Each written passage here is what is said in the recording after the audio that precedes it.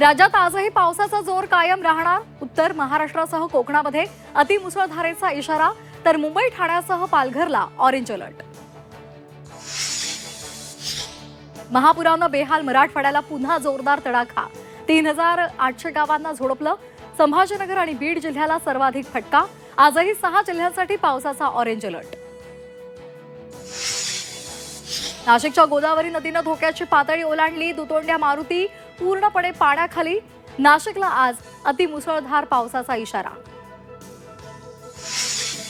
सोलापूरच्या तिऱ्हे गावाला पुराच्या पाण्याचा वेढा।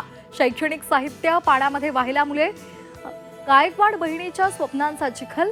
झी 24 तासच्या बातमीनंतर मदतीचा ओघ सुरू। पूरग्रस्तांच्या मदतीसाठी राज्यातील देवस्थानं धावली। तुळजाभवानी, साईबाबा, विठ्ठल मंदिराकडून प्रत्येकी 1 कोटींची, तर संत गजानन महाराज देवस्थानकडून 1,11,00,000ची मदत।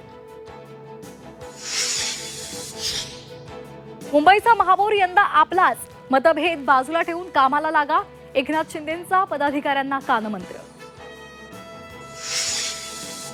शिवतीर्थावरील दसरा मेळावा ऑनलाईन घ्या। चंद्रकांत पाटलांनी उद्धव ठाकरेंना डिवचलं, तर चंद्रकांत दादांनी आरएसएसला प्रस्ताव द्यावा। सुषमा अंधारेंचा पलटवार।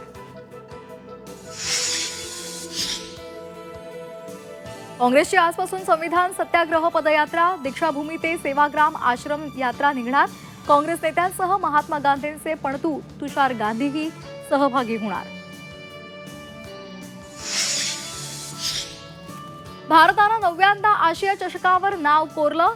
5 विकेट राखत पाकिस्तानचा धुव्वा उडवला। नाबाद अर्धशतकी खेळी करणारा तिलक वर्मा आणि कुलदीप विजयाचे शिल्पकार।